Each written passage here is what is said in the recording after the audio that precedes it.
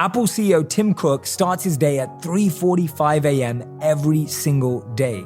Kevin O'Leary, the Shark Tank investor, wakes up at 5:45 a.m. every day. Richard Branson wakes up at the same time as that.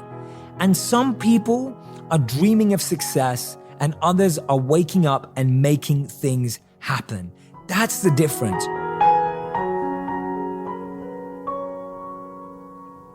Hey everyone, welcome back to another episode of On Purpose. It's been incredible seeing all of you download, subscribe, rate, and review the podcast. Thank you so much for being an integral contributor to this community and continuing to invest and commit to your growth and your performance. Today, we're going to talk about something that I think a lot of you have been asking about, a lot of you have been worrying about, a lot of you have had challenges with. How many of you struggle with your morning routine? How many of you know that your morning routine could be more impactful? How many of you are literally waking up every day, rushing through the morning just to get to work? How many of you are at a point in your life where you know that you could be more productive, more effective, and more creative if you knew what to do before you got to work? Today's theme is 3 things to do before work to increase your focus and productivity. Whatever you do for work, focus and productivity are so vital and important. None of us want to go to work and feel tired. None of us want to go to work and feel like we lack energy. And none of us want to get to the end of the day only to feel like we could have done a lot more. What I'm going to share with you in this episode is some things that I've been working on for a long time and tips and tricks that I know the most healthy, wealthy, and wise people on the planet choose to do before they get to work so that they can improve their focus, improve their productivity, and improve their decision making. 3 really important factors to do with work. The morning can be a really tough time. I know how it feels. You get out of bed, you don't want to get out of bed. You force yourself to get out of bed. You've got to rush through brushing your teeth, having a shower, potentially even skipping breakfast because you're running late to be at work. We need to change that experience because the experience you have first thing in the morning is the experience that lasts throughout the day. How many times have you had it where you have an incredible morning and you feel incredible for the rest of the day? But 90% of our experience is when we feel challenged throughout the day and then we have a challenging afternoon and a challenging evening. We need to start at the root, and that root is our morning routine. For so many of us, the morning is not our favorite time, and we often say things like, well, I'm not a morning person. And the truth is, maybe you're not a morning person, but we all have to bring our best energy and have to feel better in the morning. So here we go with our 3 things to do before work to increase your focus and productivity. Take your notes, think about it carefully. A lot of this is going to be stuff that is fresh and new ideas that are hopefully going to accelerate your growth to having an incredible morning. The first thing that you have to do before work to increase your focus and productivity is this. Wake up 1 to 2 hours before your day actually starts. You've heard the advice of waking up early before, but I think that can be tough to understand, especially because today people work multiple jobs. I know everyone has different timelines and different schedules, but we have such a bad habit of waking up just before a lecture, a class, work, a workout. We're so used to that. Whether it's because of our time at college or university, we have this habit of waking up just before we need to be somewhere, which means you have just enough time to do everything, which means really you don't have enough time, which means really you don't do things properly, which means really you don't do things meaningfully and purposefully. So because everyone has different schedules, I know a lot of people work at night. I know a lot of you juggle 3 jobs. Well, if you're in that situation, this is the advice. Wake up 1 to 2 hours before your day actually starts. And that for you may begin at just 30 minutes before or 45 minutes before, but you really want to start hitting that 1 hour before. The incredible thing about this is that you can start to do things slowly and completely. See, when you start the morning with speed, with a high pressure, high stress, Guess what? Your body's getting programmed to be like that for the rest of the day. You're now going into meetings at high speed, high stress. You're now having conversations at high speed, high stress. It's so important to give yourself that time cushion at the beginning of the day, because if you don't, you'll be trying to search for it throughout the day. How many times throughout the day have you been saying to yourself, I wish I had more time. I wish I could squeeze this in. If only I had a couple of extra hours. The only time you're going to find more time is in the morning. Remember that. The only time you're going to find more time is in the morning. You will never find more time throughout the day if you don't find it in the morning.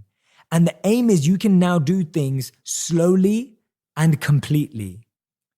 How many times do you do things fast and incomplete, right? You never end up making the bed. You rush your brushing your teeth and don't get around to everything. You eat half your breakfast. You listen to a quarter of that podcast. Whatever it is that you love doing in the morning, you miss that workout. We don't do things slowly and completely. We do them fast and incomplete, which adds to our stress and pressure. Waking up early, and again, remember, when I say waking up early, what I mean is waking up before your day starts, and your day starts at different times, is something some of the most successful people in the world do. Apple CEO Tim Cook starts his day at 3:45 a.m. every single day. Kevin O'Leary, the Shark Tank investor, wakes up at 5:45 a.m. every day. Richard Branson wakes up at the same time as that. And some people are dreaming of success, and others are waking up and making things happen. That's the difference. All of the difference is made in the morning. You see it across the studies and the research. The most productive, effective, and successful people are doing it in the morning. Yes, you may have your creative breakthrough at night. Yes, you may have your creative breakthrough at an event in the evening. That's absolutely fine. But that doesn't need to go past a certain time when you can get a good amount of sleep. And waking up early or waking up before your day starts is not at the expense of good sleep. But what you'll find is that the earlier you wake up, the earlier you'll fall asleep. It's just a natural occurrence. You feel more tired naturally. One of my favorite analogies in this regard is imagine that tomorrow you woke up with $86,400 in your bank account. Just imagine it was right there. What would you do with it? I'm sure that you'd want to spend it. Maybe you'd invest it. Maybe you'd share it. But I'm guessing you'd do something with it. You're not going to just let it stay there. Now, imagine in this imaginary scenario, trust me, it's not going to happen just randomly tomorrow that you're going to wake up with $86,400 in your bank account. But imagine this. At the end of your day, that amount disappears. And then the next morning, you have a new, fresh $86,400 deposited into your bank account. What are you going to do with it? Are you just going to leave it there? Remember, it's going to disappear at the end of the day. Now, the smartest of us, most of us, will focus on spending it, investing it, growing it, and doing something with it. Well, guess what? Just like you could have $86,400 in your bank account, every day we have 86,400 seconds in our life account. These 86,400 seconds, 24 hours, 60 minutes in every hour are deposited into our life accounts every single day. And most of us spend most of that time sleeping, lazy, or unproductive. And that comes from a number of things. I know how it feels. I've been there before too, and I still have those moments and days when I'm not being productive.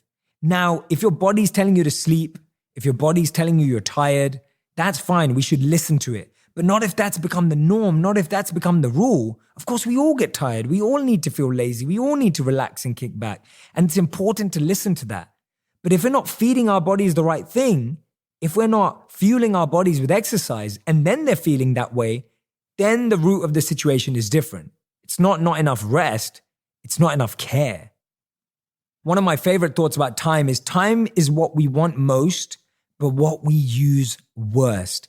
And therefore, for those of us who want to be focused and productive, we focus on waking up 1 to 2 hours earlier before our day starts. And as the Buddha said, each morning we're born again. What we do today is what matters most. Don't worry about all the times you failed. Don't worry about all the times you've got it wrong. I want you to think about this from tomorrow. And the best way to start this process is wake up earlier just by 15 minutes every week. Every week, roll back your alarm clock by 15 minutes. Not every day, but every week. So if you currently wake up at 7 a.m., try and wake up at 6:45 a.m. for the next week. Then for the week after that, try and wake up at 6:30 a.m. and so on and so forth. It's that simple. Just roll back your alarm 15 minutes every single week. Now, I woke up at 4 a.m. 3 years in a row.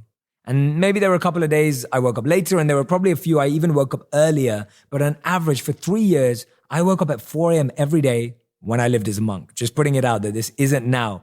I don't wake up that earlier now. Now I wake up at 6 a.m. because I need more sleep. But when I was a monk and I woke up at 4 a.m., it also meant that I wanted to sleep by 9 p.m. or 10 p.m. When we sleep earlier, before midnight, we get deeper, better rest. And I know so many people who are in the mood to unwind, switch on a show, and are up past midnight, not because you have to be, because you end up being that way just by default. None of us have to be awake after midnight if our work doesn't make us do that. And so if we're doing it out of choice, we have to realize that we're losing out on deep REM sleep that we can get if we sleep before midnight. And I get this. This may be totally impractical if you have young children, and I totally understand that this doesn't apply to you. But for all the rest of us, start setting your alarm 15 minutes earlier every single day. It will force you to switch off that show at night too, because you'll be tired. Read instead of watching that show. That will put you to sleep. Don't look at your phone before bed. And if you wake up early, you'll naturally start to feel tired earlier. Research suggests many successful people wake up well before the day begins. By doing the same, you can make time to exercise, walk your dog, meditate, spend time with family, and get a jump start on the day before you get worn out by your other duties. That extra time you will never find in the middle or the end of the day. You will only find that time in the morning. So the first thing you need to do before work to be more focused and make better decisions and be more productive is get a head start on your day by starting your day 1 to 2 hours before it actually needs to start. The second thing you need to do is probably one of my favorites. Start your morning the evening before. Listen to that carefully. Start your morning the evening before. See, we think our morning starts when we get up. Actually, your morning started the night before. You know what's more powerful than a morning routine? An evening routine. An evening routine sets you up for an incredible morning. And this is one of the things we all miss out on. We have a terrible evening routine, which naturally leads to a bad morning routine, which leads to a bad day. But by transforming our evening routine, we can have a phenomenal morning and therefore have a phenomenal day. You can actually program how you want to wake up the night before. And I want to focus on 3 key areas. One of the first is work. If you want to wake up in the morning and be more effective and productive and focused at work, you can program that from the night before. Kevin O'Leary, who I spoke about earlier from Shark Tank, actually said this: before I go to sleep, I write down 3 things that I have to get done the next morning before I take a call, write a text or an email, or talk to anyone else except my family. And they could be random things like call your daughter at school and ask about whether she's done this or that, or close a deal. What I found was once you get those 3 things done, the rest of your day becomes amazingly productive. We can program our minds to be better at work the next day by figuring out what we want to achieve the night before. When you make your to-do list, your to-be list, and you're creating that the night before, when you wake up the next morning, you no longer have to push or force your mind to figure it all out. When it's just warming up, you already know what you need to get on with. This is what we forget. When you wake up in the morning, your mind needs time to wake up. It needs time to warm up. So therefore, when you're trying to get it to wake up and warm up, you can't really push it to come up with your to-do list effectively But if you have that from the night before, you can get on with it straight away because you're already aware, already conscious of what actually needs to be done.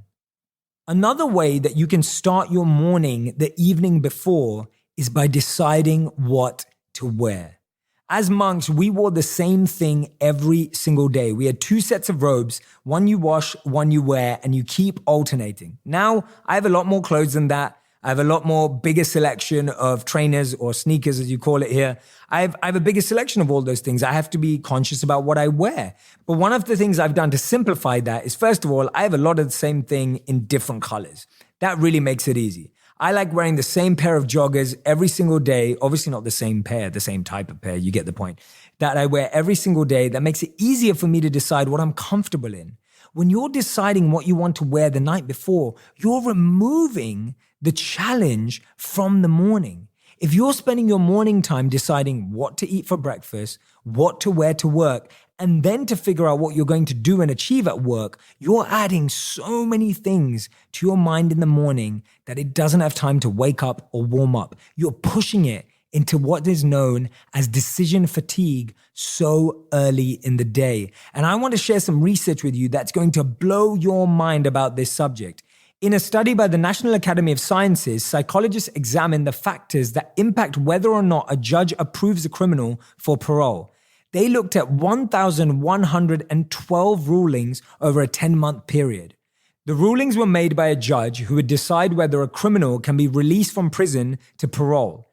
It would be natural to think that the decisions would be based on the type of crime or the laws that were broken or the demeanor and behavior of the prisoner inside the courtroom. But actually, even though those were important, the research found one important thing that had a huge impact on the result. And it was quite surprising. It was the time of day the decision was being made. Listen to this carefully. At the start of the day, the judge was likely to give a favorable ruling about 65% of the time. By the middle and end of the day, a criminal getting a favorable ruling steadily dropped to 0. Right? That's 0. But then straight after lunch, the judge would be refueled and it would jump back to 65%. Now, I feel sorry for all of those people in between. Even though they are prisoners, they've done something wrong. I feel bad for them that they necessarily did not get a fair ruling. The crazy thing is that this was true for more than 1,100 cases. And this was not affected by whether it was a murder, a rape, or a theft. Criminals got more favorable hearings in the morning or immediately after food breaks. What is this telling us about ourselves? What can we learn from this when it comes to looking at decision fatigue? Even though you don't have to sit in a hearing and decide whether someone is given a break from prison to go on parole, we are affected by the time we make decisions and the amount of decisions we make. There are 2 factors here. The time we make decisions. If we're making decisions right after eating breakfast, a good one when we've got that extra time in the morning, if we're making decisions after lunch, when we're well grounded, when we're happier, we're going to make better, fairer decisions. But if we're making decisions when we're rushed, when we're pushed, when we're pressured, when we're forced, we could end up making worse decisions. The second thing here is recognizing the amount of decisions made.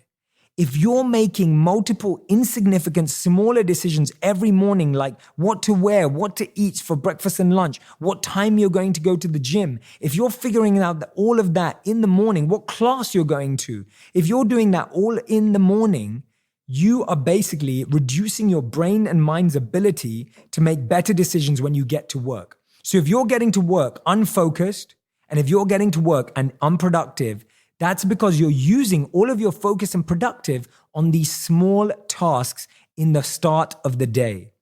All of these things can be decided the evening before. What are you going to wear? What are you going to eat for breakfast or lunch? Where you're going to eat? Where you're going to exercise in the morning and what class you're going to take. If you can start deciding all of that the night before, you are going to get such an incredible head start on the day and not experience decision fatigue. I want you to be saved from this decision fatigue because guess what? The more decisions you make, the harder it gets. And the more small decisions you make every day, the more of your energy is drained into those, and the more energy is kept away from the bigger, more powerful decisions. This is something that we all struggle with. It's something that we all go through. It's a mistake that we're all making, and it can be simplified by 15 minutes before you go to bed, by half an hour before you're getting ready to go to bed, just focusing on what you're going to do. Actually, you can even do it at the end of your workday. Instead of rushing out at the end of your workday because you want to get home and spend more time at home, simply using the last 15 minutes or 30 minutes of your workday to plan the day after is going to mean you're more relaxed, less distracted when you get home, and allowing yourself to be more focused and productive the next day. And the third and final thing that you can do before work to increase your focus and productivity, of course, would be meditation. But specifically, I want to add this for you. Do a gratitude visualization. I don't just want you to make a list of 3 things you're grateful for. I don't just want you to make a list of things that you're thankful for. I want you to visualize an experience of gratitude. In one study, scientists instructed a group of people with a neuromuscular condition to keep a daily gratitude journal, while another group kept a daily journal recording hassles of their days. The first group reported being 25% happier compared to those participating in the hassle condition. According to the study, they exercised an average of 1.5 hours more and reported less physical symptoms like headaches, shortness of breath, and chest pain. It's incredible how much gratitude can totally upgrade our life. So what I want you to do, and you can do it right now, as long as you're not driving or walking, you can close your eyes. If you are driving or walking or doing anything else that requires you to have your eyes open, you can do it with your eyes open. I want you to visualize a moment that's happened in your life that you're deeply grateful for. This could be being with family. It could be an incredible moment of achievement. It could be the feeling of being rewarded, recognized, whatever it may be. And I want you to take yourself back to that moment. I want you to visualize the sights, smell the scents, hear the sounds. I want you to take yourself back to that place in life where you felt extremely grateful. And I want you to really embody how that felt for you. Because guess what? When we're present in a situation, we can bring it back through our memory and re-experience it. And when we re-experience it, we can re-experience those emotions and feelings of gratitude in a much deeper way. When you start your day off with gratitude, you're going to look for opportunity more than you are obstacles. When you start your day off with gratitude, you're going to look for moments of creativity more than you are to complain. When you start your day off with gratitude, you're going to focus on growth rather than thinking that everything is pulling you down. Start your day with a visualization of how you're going to gratefully go through every situation, and notice how you lead with that when you're challenged by all the things that are going to come up anyway. These are the 3 things I highly recommend doing before work to increase your focus and productivity. The first one, waking up earlier than you need to, is going to help you do things slowly and completely. It's also going to give you that more amount of time you need to exercise, to set intentions, to meditate, whatever you want to do before work. The second thing you want to do is start your morning the evening before. You can do that by doing your work the day before at work, by what you wear, figuring out that the night before what you're going to eat. And actually one more that I want to add. You can actually do it through the words you tell yourself. If you say to yourself before you go to sleep, I'm so tired, I can't be bothered to go to work tomorrow. Oh, it's so hard, it's so tough. If you're going to sleep thinking that, you're programming yourself to wake up that way in the morning. A habit and practice that I started that has really transformed my life is every night I go to sleep saying, I am relaxed, energized, and focused. I am calm, enthusiastic, and productive. When I'm repeating the words that I want to wake up with, my mind is setting an alarm for my body to wake up with that intention. We set our alarm clock the night before so that we can wake up in the morning at a particular time. In the same way, we have to set our intention the night before. In the same way, we have to set how we feel the night before. We have to program our mind to wake up with a certain belief and a certain energy the night before. When we start our morning the evening before, we're also able to avoid decision fatigue. We plan our days from a work, words, what we're going to wear, what we're going to eat, and our schedule perspective the night before. It saves us so much energy, so much time the next day, which you can then use for other things.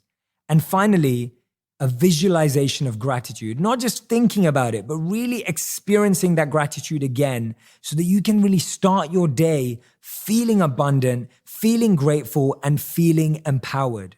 These are the 3 things I wanted to leave you with. Please test these every day. Try them out. Experiment with them. Remember, these are things for you to work with. You're not going to do all 3 of them in 1 week. Please don't try that. Try just one of them for 1 week at a time and see how your life changes. It's an experiment. Take notes, share your advice, share your learnings. Don't put the pressure of perfecting these things. Focus on them as something that you're going to learn and grow from. Keep sharing all your insights on Instagram, Twitter, Facebook. As you've seen, I've been sharing so many of them. Please, please, please subscribe to the podcast. If you haven't already, please do subscribe. If you've already subscribed, please rate and review. And if you've subscribed, rated, and review, thank you so much. Keep coming back. I'm so grateful for this community. I'm so grateful to each and every one of you for consistently making us the #1 health podcast in the world and continually being a part of a community that wants to grow and commit to a better life. If you want to be better in self, work, and love, you're in exactly the right place. This is On Purpose. I'm Jay Shetty. I'll see you again next week. Thank you so much.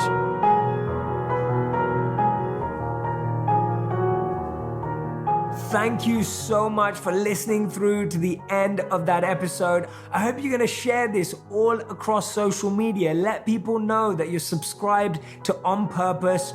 Let me know. Post it. Tell me what a difference it's making in your life. I would love to see your thoughts. I can't wait for this incredibly conscious community we're creating of purposeful people. You're now a part of the tribe, a part of the squad. Thank you for being here. I can't wait to share the next episode with you.